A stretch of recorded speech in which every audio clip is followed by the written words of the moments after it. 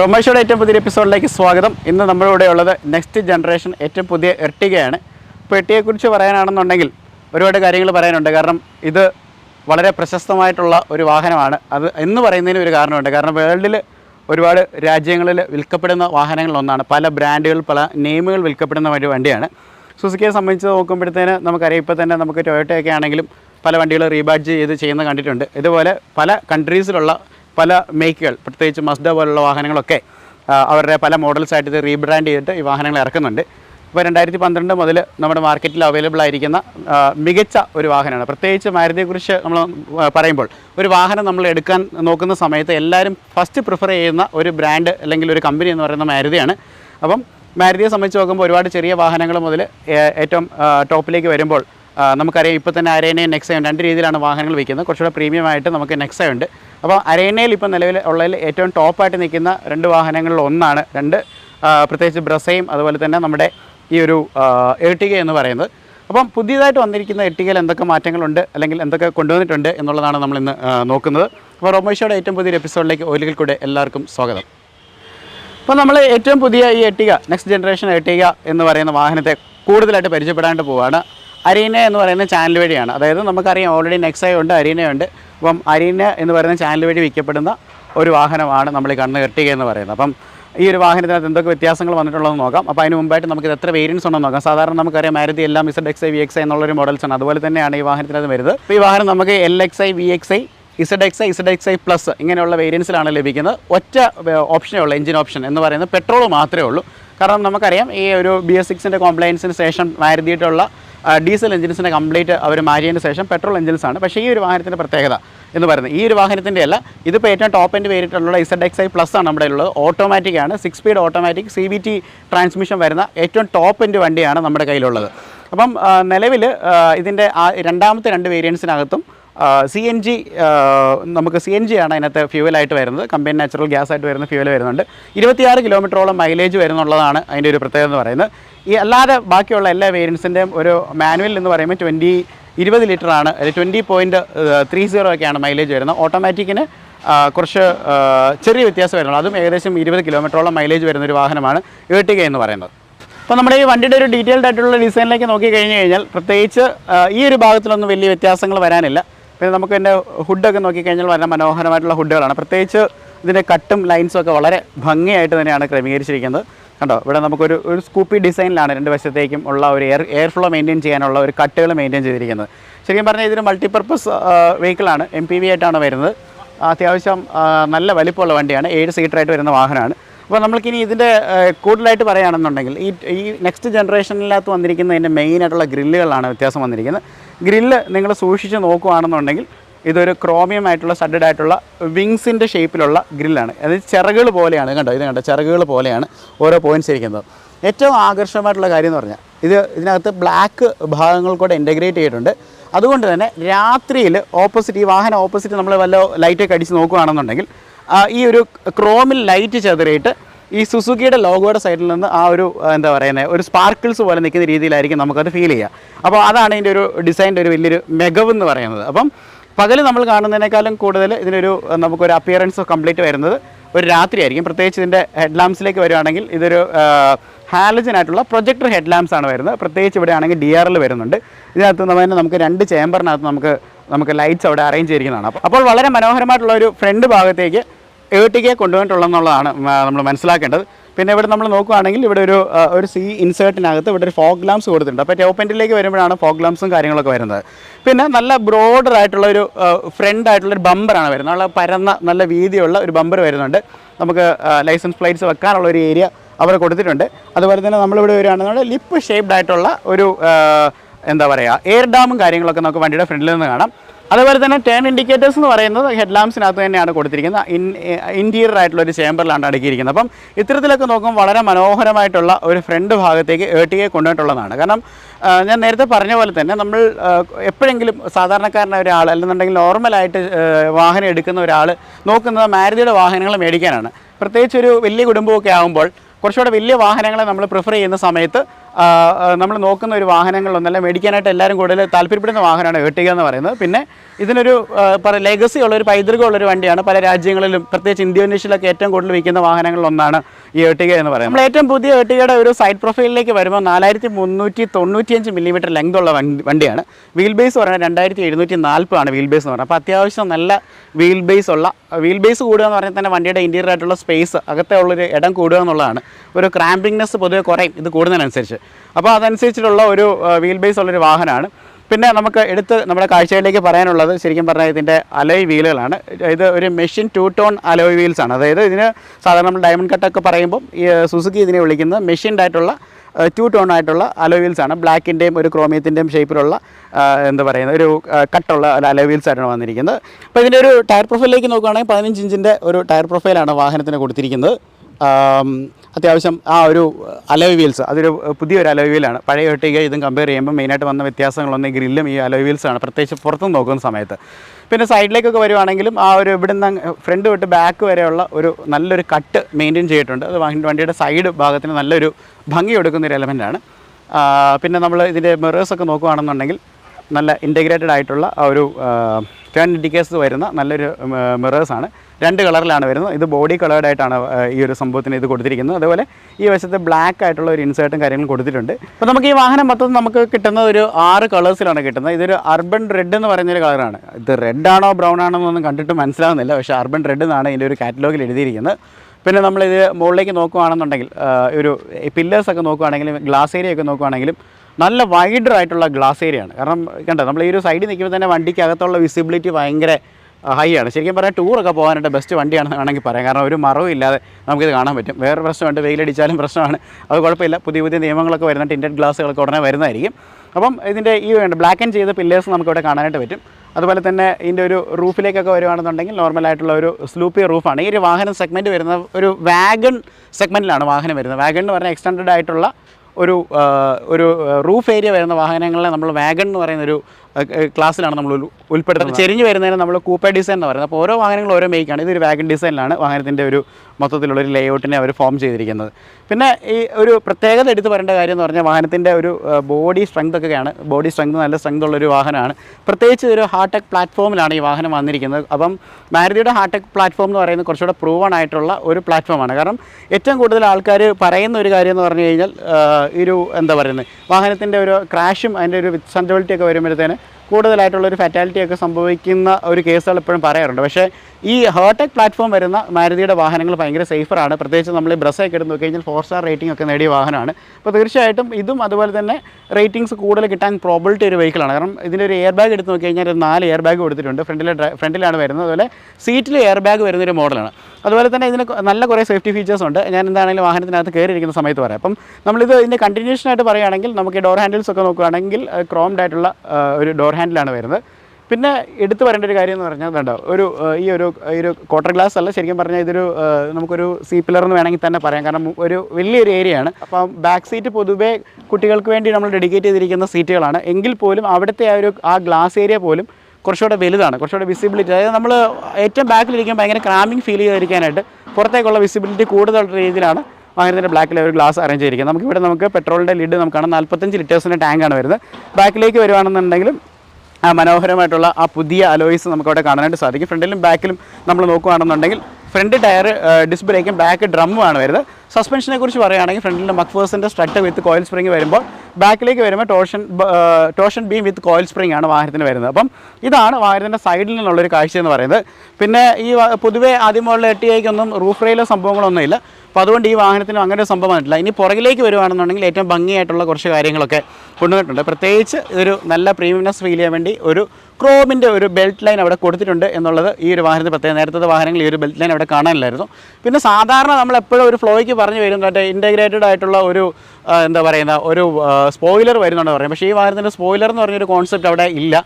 വേറൊരു ഡിസൈനിൽ അതിനെ കൊണ്ടുവന്നിരിക്കുകയാണ്. സാധാരണ ഒരു ചെറിയൊരു സ്പോയിലർ അവിടെ വരാറുണ്ട്. പക്ഷേ ഇത് അങ്ങനെയൊന്നും വന്നിട്ടില്ല. ഇവിടെ ഹൈമൗണ്ട് സ്റ്റോപ്പ് ലാമ്പ് കാണാനായിട്ട് പറ്റും. പിന്നെ ഇവിടെ അടുത്തൊരു ചെറിയൊരു സാധനം കാണുന്നുണ്ട്. സൂക്ഷിച്ച് നോക്കുകയാണെങ്കിൽ ഏറ്റവും ടോപ്പ് എൻ്റെ ഏരിയയിലാണെന്ന് തോന്നുന്നു ഗ്ലാസ് കഴുകാനായിട്ടുള്ള ഒരു വൈപ്പർ വാഷ് അവിടെ വാഹനത്തിന് കൊടുത്തിട്ടുണ്ട് എന്നുള്ളതാണ്. അപ്പോൾ ഇവിടുന്ന് വെള്ളം ചീറ്റിച്ച് നമുക്ക് ഗ്ലാസ് വൈപ്പ് ചെയ്യാനായിട്ട് പറ്റുന്ന ഒരു സംവിധാനം അവിടെ കൊടുത്തിട്ടുണ്ട്. കണ്ടോ, ഇവിടെയാണ് ആ ഒരു വൈപ്പർ ഇരിക്കുന്നത്. ഇവിടെ സുസുക്കിയുടെ ലോഗോ നമുക്ക് കാണാം. പിന്നെ ടെയിൽ ലാമ്പിലേക്ക് വരുവാണെന്നുണ്ടെങ്കിൽ വളരെ മനോഹരമായിട്ടുള്ള വലിയ ടെയിൽ ലാമ്പാണ്. ഒരു കപ്പലിൻ്റെ ആങ്കർ പോലെ ഇരിക്കുന്ന തരത്തിലുള്ള ഒരു ടെയിൽ ലാമ്പിനെയാണ് കൊണ്ടുവരുന്നത്. ശരിക്കും പറഞ്ഞാൽ നമ്മൾ XC90 XC60 കാണുന്ന പോലെ വോൾവോയിലുള്ള അതേപോലത്തെ ഉള്ള ഒരു ടെയിൽ ലാമ്പ് കൊടുത്തിരിക്കുന്നത്. LED ആയിട്ട് വരുന്ന ക്ലസ്റ്ററാണ് നമ്മൾ ഇവിടെ കാണുന്നത്. പക്ഷേ അതിനകത്ത് ടേൺ ഇൻഡിക്കേറ്റേഴ്സ് വരുമ്പം അതൊരു ബൾബ് സെറ്റപ്പിൽ തന്നെയാണ് അത് കൺവേ ചെയ്തിരിക്കുന്നത്. അതുപോലെ നമുക്ക് 2 പീസിലാണ് വരുന്നത്. ഡോറിനകത്തും അല്ലെ ടെയിൽ ഗേറ്റിനകത്തും കവർ ചെയ്ത് വരുന്ന ഒരു ടെയിൽ ലാമ്പ് നോപ്പായിട്ടാണ് വരുന്നത്. തൊട്ട് താഴെയായിട്ട് എർട്ടിഗ എന്ന് പറഞ്ഞൊരു ബാഡ്ജ് നമുക്ക് കാണാനായിട്ട് പറ്റും. പിന്നെ ഇവിടെ കണ്ടോ സ്മാർട്ട് ഹൈബ്രിഡ് എന്ന് പറഞ്ഞൊരു ബാഡ്ജിങ് ഇവിടെ കാണാം. ഈ വണ്ടി കുറച്ചും കൂടെ ഫ്യൂവൽ എഫിഷ്യൻ്റ് ആക്കാൻ വേണ്ടി സ്മാർട്ട് ഹൈബ്രിഡാണ്. എന്താണ് സ്മാർട്ട് ഹൈബ്രിഡ് എന്ന് ചോദിച്ചു കഴിഞ്ഞാൽ ഈ വാഹനത്തിനകത്ത് അഡീഷണലി ഒരു ബാറ്ററി പ്രൊവൈഡ് ചെയ്തിട്ടുണ്ട്. അപ്പോൾ ഒരു ബാറ്ററിയുടെ ഒരു ഫംഗ്ഷൻ എന്ന് പറയുന്നത് വേറൊരു കാര്യം എന്ന് പറഞ്ഞാൽ ഇത് ബ്രേക്ക് ഓട്ടി കഴിഞ്ഞാൽ ആ ബ്രേക്കിൽ നിന്നുള്ള എനർജി തിരിച്ച് ബാറ്ററിയിലേക്ക് കയറുന്ന പോലെ ഉള്ള ഒരു റീജനറേഷൻ പ്രോസസ്സ് വാഹനത്തിൽ നടക്കുന്നുണ്ട്. അപ്പോൾ വാഹനം നമ്മൾ കാരണം വാഹനത്തിൽ ഏറ്റവും കൂടുതൽ പെട്രോൾ ചിലവാകുന്ന ഒരു കാര്യം എന്ന് പറയുന്നത് നമ്മൾ കൂടുതലായിട്ടുള്ള ആക്സലറേഷൻസ് കൊടുക്കുമ്പോഴും അല്ലെങ്കിൽ RPM കൂട്ടാൻ വേണ്ടി നമ്മൾ കൂടുതൽ ആക്സലറേഷൻ ചെയ്യുമ്പോഴാണ് കൂടുതലായിട്ട് നമുക്കൊരു ഫ്ലോ ഉണ്ടാകുന്നത്. അപ്പോൾ അത് എന്ത് ചെയ്യുമെന്ന് വെച്ചാൽ ഈ ബാറ്ററി ഇതിനകത്തുള്ളിരിക്കുന്ന ബാറ്ററിയിൽ നിന്ന് തിരിച്ച് ഓൾട്ടർനേറ്റർ വഴി നമ്മുടെ എഞ്ചിന് അഡീഷണലി ഒരു സപ്പോർട്ട് കൊടുക്കുന്നത് കാരണം നമുക്ക് ആ ഇനിഷ്യലി നമ്മൾ കൊടുക്കുന്ന അല്ലെങ്കിൽ നമ്മളൊരു വണ്ടി എടുത്തു കഴിഞ്ഞ് നന്നായിട്ട് കാല് കൊടുക്കുന്ന സമയത്ത് കൂടുതലായിട്ടുള്ള ഫ്യൂവൽ എന്താണെങ്കിലും ഈ എഞ്ചിനകത്തേക്ക് പോകും. അപ്പം അതിനൊരു അഡീഷണൽ സപ്പോർട്ട് എന്ന നിലയിലാണ് വാഹനത്തിനകത്ത് ഈ സ്മാർട്ട് ഹൈബ്രിഡ് ടെക്നോളജി വന്നിരിക്കുന്നത്. അത് കൊടുക്കുന്ന സമയത്ത് തന്നെ ഫ്യൂവലിൻ്റെ എഫിഷ്യൻസി കൂടുമെന്നുള്ളതാണ്. സാധാരണ വാഹനത്തിൽ നിന്ന് കൂടുമെന്നുള്ളതാണ്. നിങ്ങൾക്ക് കാര്യം പറഞ്ഞത് മനസ്സിലായെന്ന് വിചാരിക്കുന്നു. പിന്നെ ബാക്കിലേക്കൊക്കെ വരുവാണെന്നുണ്ടെങ്കിൽ നമുക്കിവിടെ നമുക്ക് സെൻസേഴ്സ് കാണാനായിട്ട് പറ്റും. നമുക്ക് റിവേഴ്സ് പാർക്കിനുള്ള സെൻസേഴ്സ് കാണാനായിട്ട് പറ്റും. പിന്നെ നല്ല മനോഹരമായിട്ടുള്ള നോർമലായിട്ടൊരു ബമ്പർ കൊടുത്തിട്ടുണ്ട്. അപ്പം ഇതാണ് ബാക്കിലുള്ള കാഴ്ച. നമുക്കിനി ബൂട്ട് ഏരിയ നമുക്കൊന്ന് ഓപ്പൺ ചെയ്ത് നോക്കാം. ബൂട്ട് സ്പേസ് കുറച്ചും കൂടെ കൂടിയിട്ടുണ്ട്. 200+ ലിറ്റേഴ്സിൻ്റെ ഒരു ബൂട്ട് സ്പേസ് ആയിട്ടാണ് വാഹനത്തിന് അറേഞ്ച് ചെയ്തിരിക്കുന്നത്. അത് ബാക്കിൽ കണ്ടോ, ബാക്കിൽ നമുക്ക് 2 ഹെഡ് റെസ്റ്റ് വരുന്ന സീറ്റ്സ് ആണ്. അതിൻ്റെ മുകളിൽ ഇത് 3 റോ ആയിട്ടുള്ള വാഹനങ്ങളാണ്. നിങ്ങൾ ഇവിടെ നോക്കുമ്പോൾ കാണാൻ പറ്റും.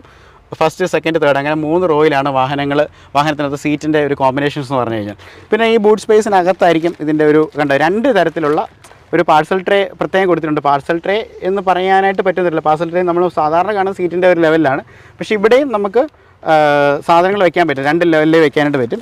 ഇതിൻ്റെ താഴെയായിട്ട് സ്പെയർ ടയർ ഉണ്ടാകുമെന്നാണ് വിചാരിച്ചത്. പക്ഷേ സ്പെയർ ടയർ അവിടെ ഇല്ല.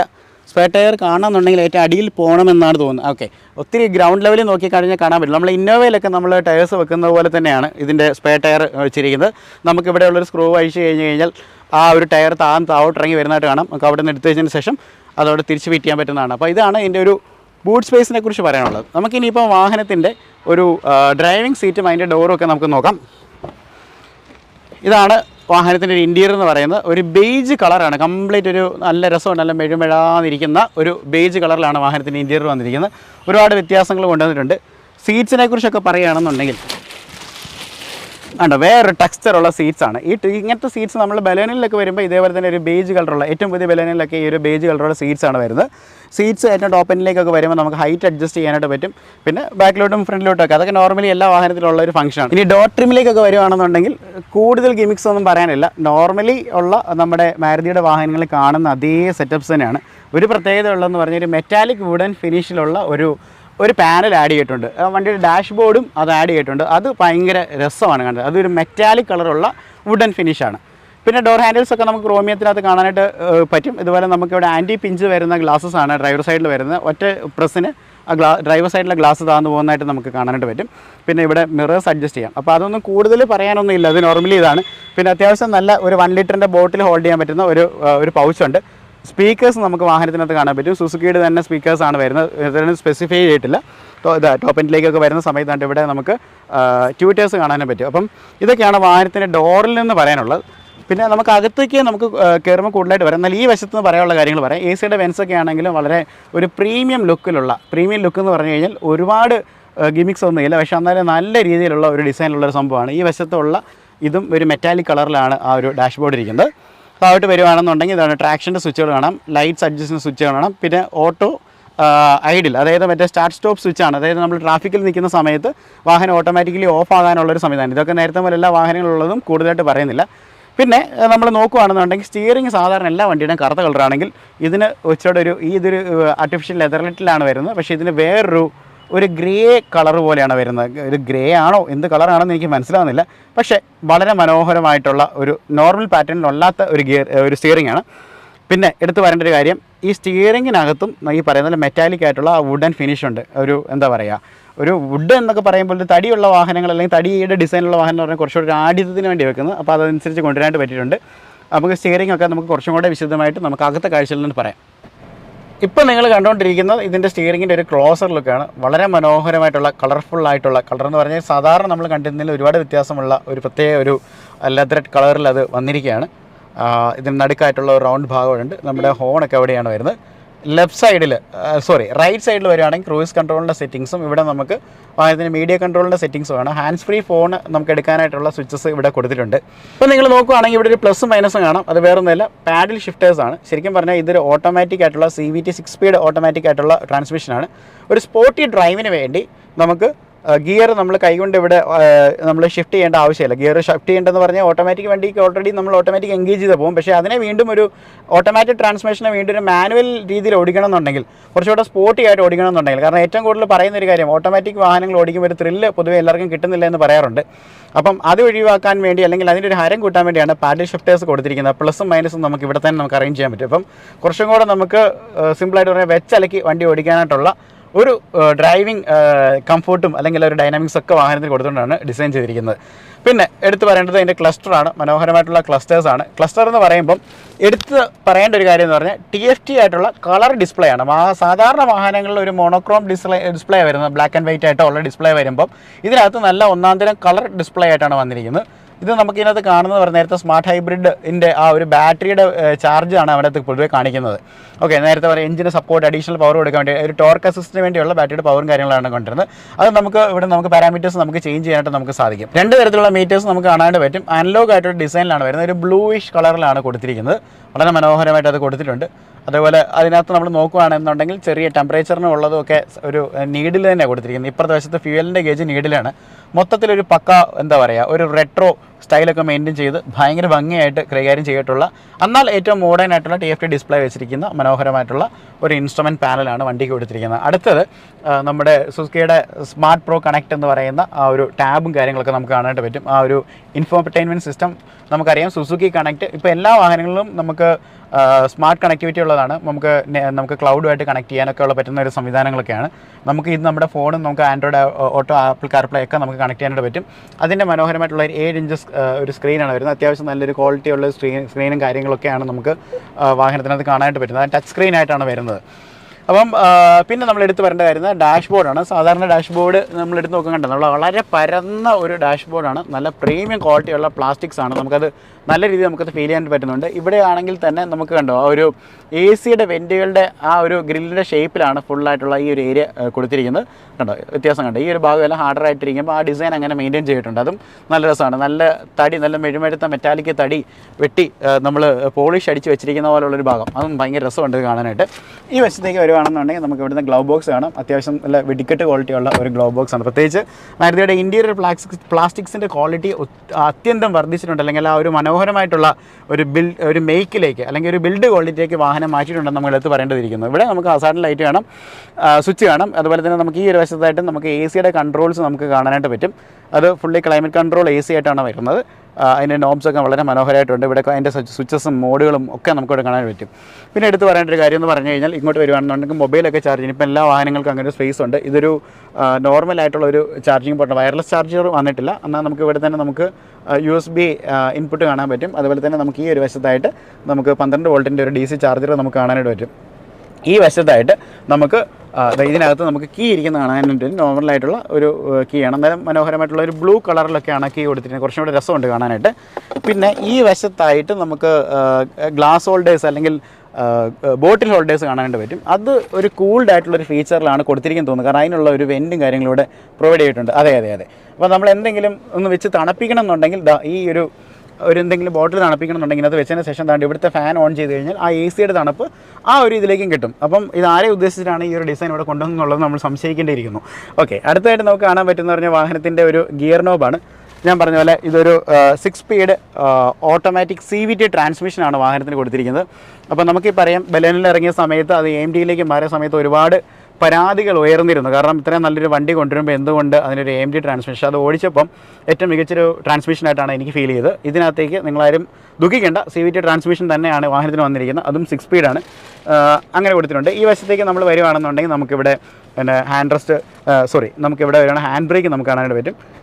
പിന്നെ ഈ ഒരു വശത്തേക്ക് വരുവാണെങ്കിൽ നമുക്ക് ഇവിടെ ഒരു ആംബ്രസ്റ്റ് കാണാം. അത് നമ്മുടെ സൗകര്യത്തിനനുസരിച്ച് നമുക്ക് കൈ വെക്കേണ്ട ഒരു പൊസിഷൻ അനുസരിച്ച് നമുക്ക് ഇടാനായിട്ട് പറ്റും. പിന്നെ അതിൻ്റെ താഴെയായിട്ട് നമുക്കൊരു സ്റ്റോറേജ് സ്പേസ് കൊടുത്തിട്ടുണ്ട്. അത്യാവശ്യം എന്തെങ്കിലും ചില്ലറുകളോ കാര്യങ്ങളൊക്കെ നമുക്ക് ഇടാൻ പറ്റുന്ന ഒരു സംവിധാനമാണ്. അപ്പം ഫ്രണ്ട് ഭാഗം ഇതൊക്കെ കവർ ചെയ്തു. ഇനി നമ്മൾ റൂഫിലേക്ക് വരുവാണെന്നുണ്ടെങ്കിൽ നമുക്കിവിടെ ഒരു IRV നമുക്ക് കാണാം. പക്ഷേ ഇതൊരു ഡേ ലൈറ്റ് അഡ്ജസ്റ്റ് ചെയ്യാൻ പറ്റുന്ന IRV അല്ല, മാനുവലി നമ്മൾ അഡ്ജസ്റ്റ് ചെയ്യണം. അതിൻ്റെ വേറെ സംവിധാനങ്ങളൊന്നും കാണുന്നില്ല.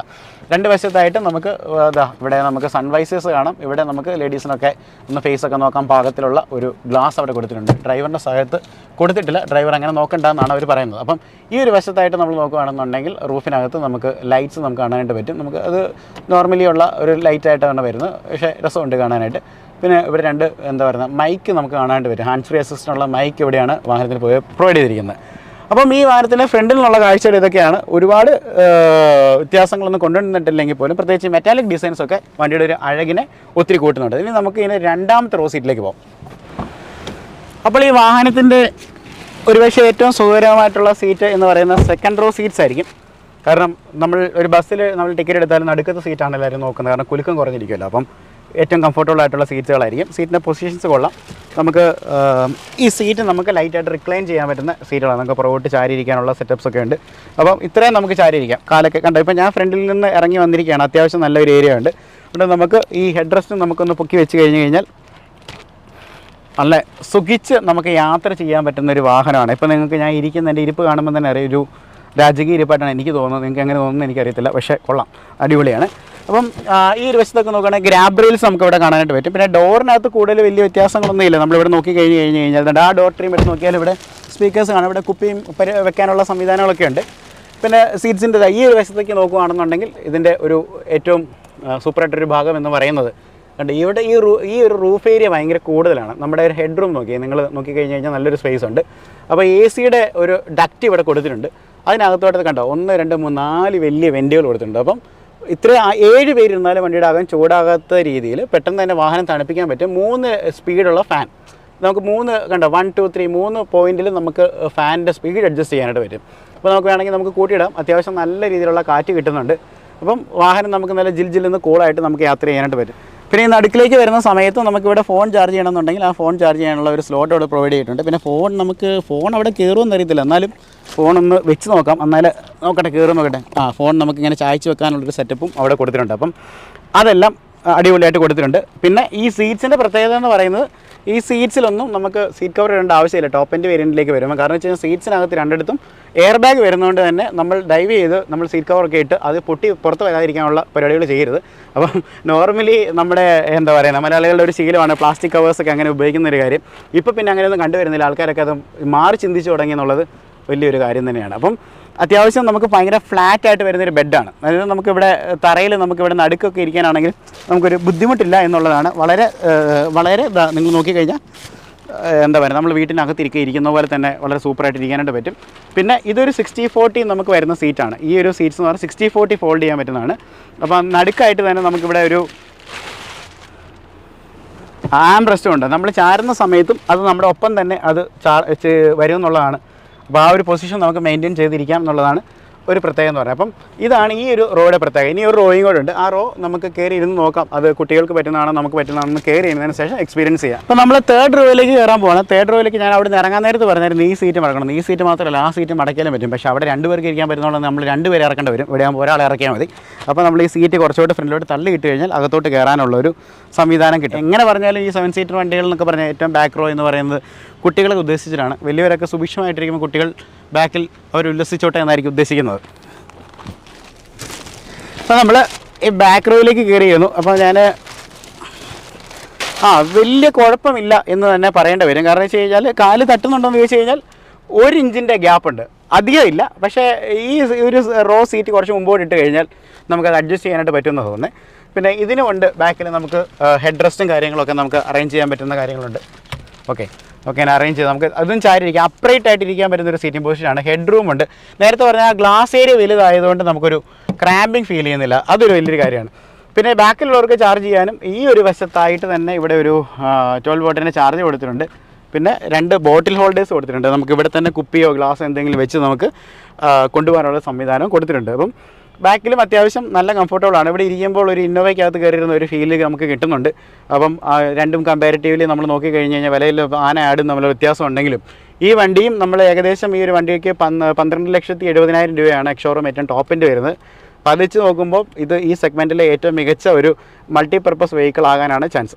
അപ്പോൾ ഇതാണ് നമ്മുടെ ഈ വാഹനത്തെ ചലിപ്പിക്കുന്ന ആ കരുത്തിനായിട്ടുള്ള എഞ്ചിൻ. കെ സീരീസ് വരുന്ന K15 സീരീസ് സ്മാർട്ട് ഹൈബ്രിഡ് വരുന്ന എഞ്ചിനാണ് വാഹനത്തിൻ്റെ നമ്മൾ കണ്ടുകൊണ്ടിരിക്കുന്നത്.